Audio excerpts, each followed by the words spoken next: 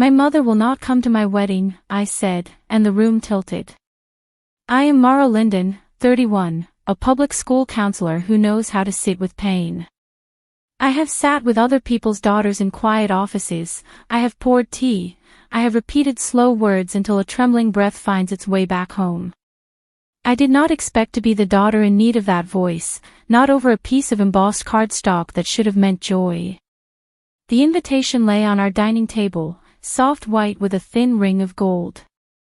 Daniel had chosen the font because it looked like handwriting you could trust, warm yet steady. We rented this small house on a street with sugar maples, our cat asleep in a patch of afternoon light. The world was gentle that day, and then my phone buzzed. The RSVP was digital and cold. Declines with regrets, my mother wrote, the phrase correct, the tone not. She added one line in the comments, tidy as a reprimand on a test. I can't watch you make this mistake. For a second I laughed, because laughter is the smallest shield I know. Then I sat down on the floor with the clean laundry and folded socks until my hands stopped shaking. The layers of our history tightened around me in invisible thread.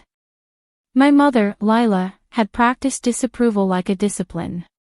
She pressed it into me when I was a child with barrettes too bright, when I was a teenager with honors but a voice that quavered, when I was a woman choosing work that paid in gratitude rather than applause. She disliked Daniel because his steadiness made no room for her storms. He is a structural engineer, a man who sleeps soundly and counts his blessings, who treated my mother with politeness like a gift. He did not buy her with flattery, and she could not spend him like a coin. She called that disrespect. I called it the first safe harbor I had known. I texted her, trying for a bridge. It would mean a lot to have you there. She responded with a paragraph of reasons disguised as care, a list of supposed flaws in Daniel that sounded like a mirror held to her own fear. Family will talk, she wrote, as if gossip were weather instead of a choice. My aunt, who keeps score, sent a neutral face. Cousins went quiet. My brother, miles away and buried in residency hours, texted a single heart and an apology he did not owe me. That evening, I walked with Daniel along the river path. The wind combed the sycamores and pulled a ribbon from my hair. We did not fight. We named the particulars like stones set down on a table, one by one. He said, we can elope.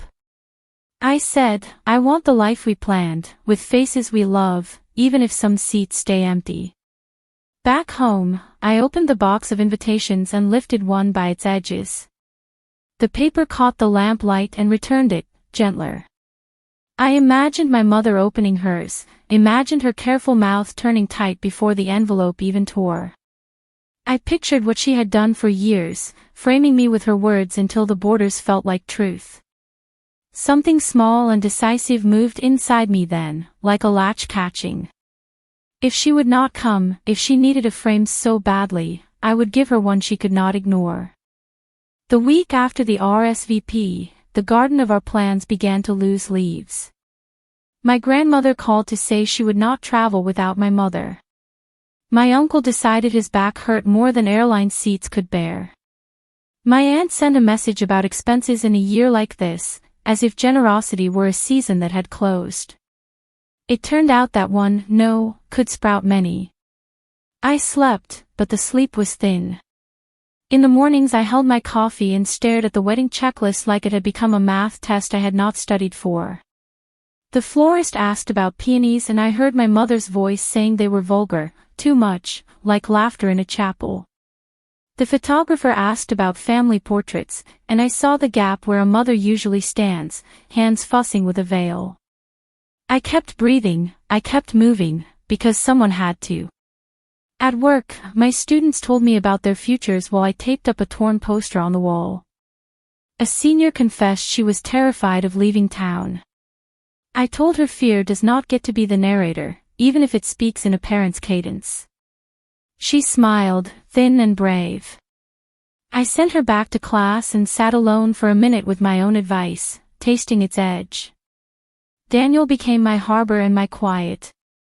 He cooked on nights I forgot to eat, left notes in the fridge, paid the deposit for chairs we might not fill. We practiced our vows at the kitchen counter, eyes on the scuffed wood, voices low and plain. He said, "I will be your partner in peace." I said, "I will keep the door open to light." We both meant, "I will not be my mother's script for you." The social consequences moved like fog, damp and steady. At the bakery, an acquaintance asked whether my mother approved. When I hedged, she did that pitying tilt people do when judging feels like sympathy. Another friend, well-meaning and too blunt, said, "You could apologize." My throat tasted like pennies. Apologize for what? I asked, and she changed the topic to frosting. I did not post about any of it. I learned long ago that privacy is the only room nobody rearranges. Instead, I made small decisions that were mine alone. I chose a dress with sleeves, soft and simple. I ordered exactly 42 place cards and one extra, because Grace deserves a seat even if it never arrives. I told the band to keep their volume low enough for conversation, because we intended to hear each other that day. Every night, before sleep, I said the same quiet sentence in my head. I will not perform the daughter who needs permission. It was not a threat. It was the promise I needed to make to the child I used to be, the girl who measured her worth in my mother's eyebrows, who learned to present her joy like a paper crane that could be crushed. One evening, I took the invitation from the refrigerator magnet and laid it on the table. I pictured it not as a summons to my wedding but as a reflection of our lives, text enclosed by gold. I imagined it heavier, impossible to misplace. A frame, I thought again, not of her making this time. A frame that said, "You chose, and I heard you, and now I choose too." The proof arrived from an unexpected corridor, as truth often does. My cousin Maggie called on a Tuesday, voice lowered but not conspiratorial. She and I had shared bunk beds and secrets as children, had practiced spelling with flashcards cut from cereal boxes. We had drifted in adulthood, more out of caution than conflict. That day, she sounded tired. "I want you to see something," she said.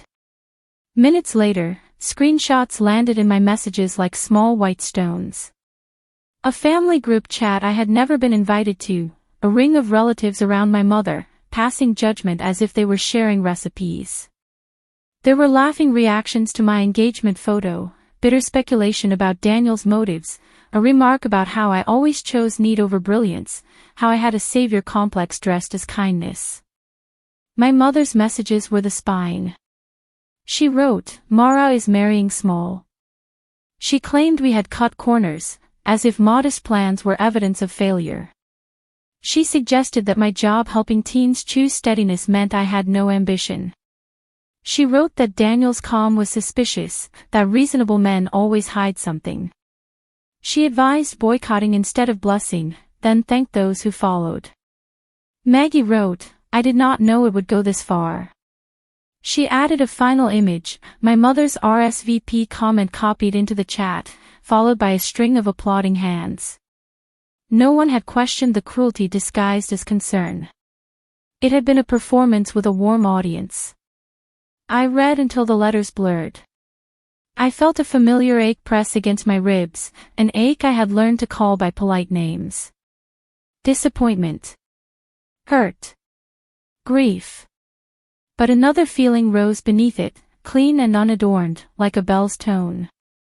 Clarity is not always gentle, but it is true. My mother's refusal was not about me ruining my life. It was about her losing her favorite role.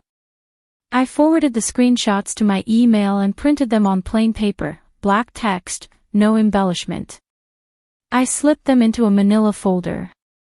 The folder made a soft tapping sound when I set it on the table, a practical, almost boring sound, like any other task I had to do.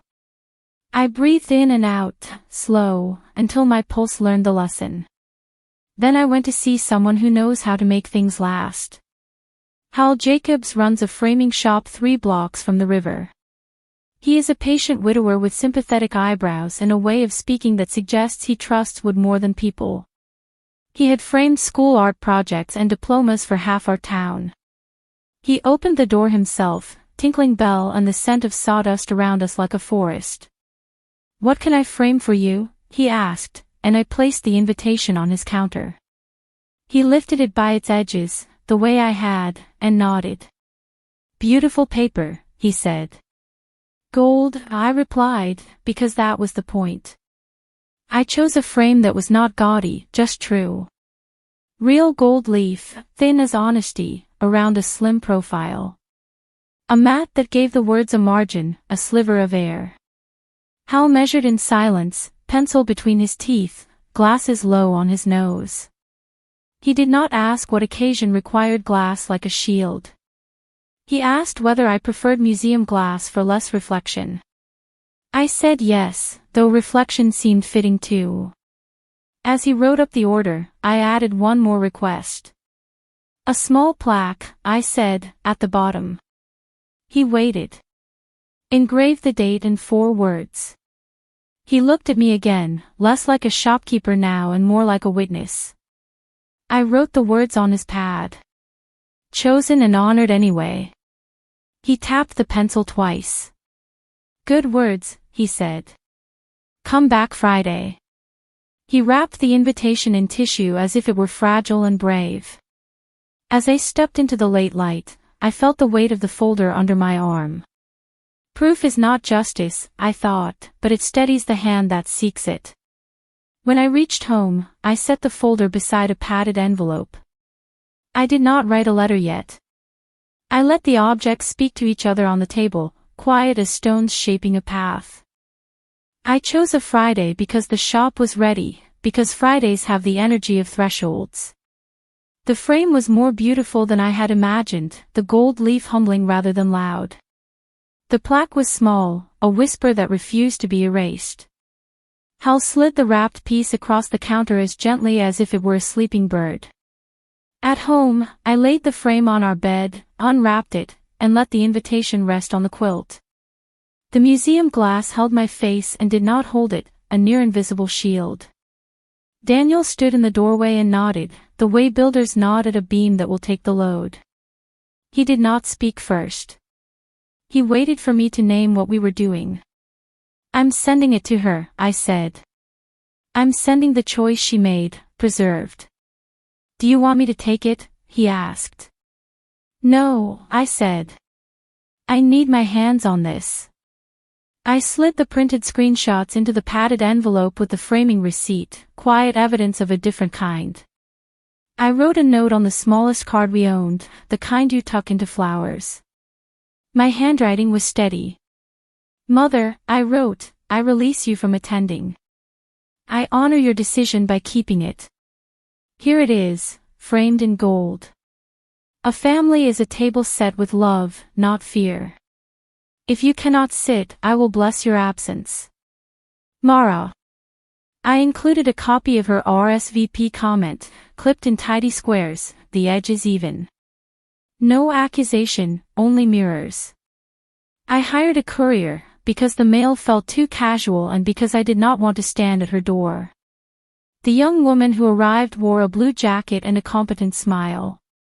She lifted the framed parcel with both hands. "Fragile," she said. I gave her my mother's address and my phone number. The world had narrowed to logistics and breath. When the courier texted delivered, the air in our house shifted. It was as if a window opened and something old flew out. 10 minutes later, my phone rang. My mother's name on the screen was a tide returning. I let it ring twice, the way she always used to let me ring, small power disguised as an accident. Then I answered.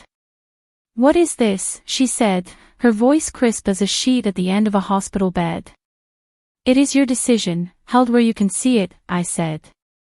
"Mine too." "You are mocking me," she replied. I could hear the way she gripped her words, the way public dignity tangled with private rage. "You are embarrassing this family." "Truth embarrasses only the person who hid it," I said.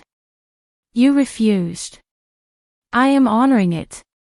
I did what any concerned mother would do, she said, leaning on a sentence she had used 100 times. He is not. He is my husband, I said, quietly, not yet but already.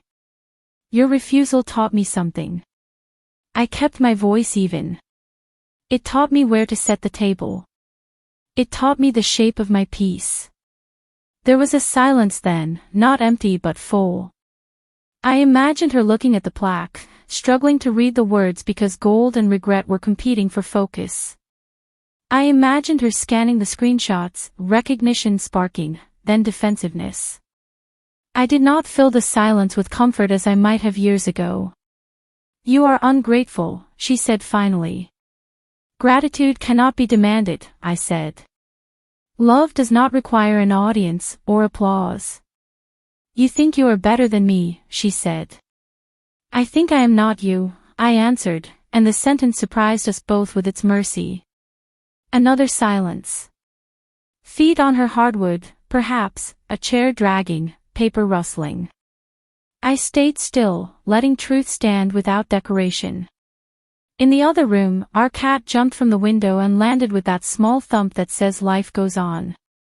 Do not expect me to change my mind, she said. I do not, I said. That is why I framed it. We did not say goodbye. The call ended with that soft digital click that feels like someone leaving a room without a door. The house was suddenly large. I set my phone down. Daniel reached for my hand. We did not celebrate. We stood in our living room with the quiet like a tide coming back to level. Justice had not shouted. It had simply taken its seat. On our wedding morning, the light came soft as forgiveness. The maples outside had begun to turn, each leaf a small decision. The venue was a modest garden behind a historic library, stone walls warmed by years of afternoons. The chairs, 42 in white, waited in neat rows like open arms. We left a single chair near the aisle with a small card that read reserved for Grace. The florist tucked a sprig of rosemary there, for remembrance, and a white ranunculus, for charm that does not brag. People arrived who wanted to be there. My brother flew in on no sleep, tie crooked, eyes damp. Maggie hugged me for longer than we had in a decade, her apology a squeeze rather than a speech. Daniel's parents kissed my temples and kept their advice to themselves, which is love in its best translation. A student's mother I once sat with after a midnight crisis pressed my hands and said, "Thank you for choosing a quiet life." The band tuned in low voices. The officiant, an old friend with laugh lines, asked if the words still felt right. They did. I walked down the aisle not to claim a prize but to arrive where I belonged. Daniel stood at the end with his palms open, as if I were a bird landing and not an object to be caught. The vows we had practiced at the kitchen counter sounded different in air scented by garden and page. A wind lifted the edge of my veil and then set it down again, like a blessing learning how to rest. We posed for photographs without arranging for absences to look smaller. The photographer framed what was present and let the rest be negative space, the way good art does. During the toasts, my brother told a story about the afternoon I taught him to braid and the day he watched me teach other people's children to breathe. He raised his glass to a life that is sturdy, to love that does not yell. Later, when the lanterns blinked on and the band turned toward ballads, I walked to the chair marked Grace. I touched the card and thought of my mother standing before the framed invitation, measuring it against a lifetime of rules. I did not wish for her then. I wished for her to find something steady in herself that did not require me to be small. In the weeks after the wedding, we sent thank you notes that named the gifts we had received, not just the objects. Thank you for showing up with your whole self. Thank you for staying to stack chairs. Thank you for writing your blessing in ink. I wrote one more note, long and precise, to Hal Jacobs, and brought him a slice of cake wrapped in wax paper. He put the note in a drawer with care. A package arrived one afternoon from my mother, no return address, but the handwriting was hers. Inside, no apology. A recipe card and her script for lemon bars I loved as a child, and beneath it, a check written out to my full name, memo line blank. I folded the check and slid it into a drawer. I taped the recipe card to the inside of a cabinet where only I would see it. I baked from it one Sunday, and the kitchen filled with a smell that does not mean anything except lemon and butter and heat doing their jobs. We hung our own wedding photo in the hall in a frame of dark wood, no plaque, no gilding. Some days I pass it without looking. Some days I stop. In the glass I see the woman I chose to be, shoulders relaxed, mouth soft, eyes unafraid of space. Justice did not arrive with trumpets. It arrived in a frame that refused to bend, in a forward plaque, in an empty chair that did not ruin the picture. There is a postcard on our refrigerator now, a watercolor of a quiet coastline. On the back, a sentence I wrote to myself in a neat hand. A family is a table set with love, and you decide where it stands. Some days, that table is small. Some days, it grows. Always, it stays level. If this story touched you, share your thoughts below. And subscribe for more stories of quiet revenge.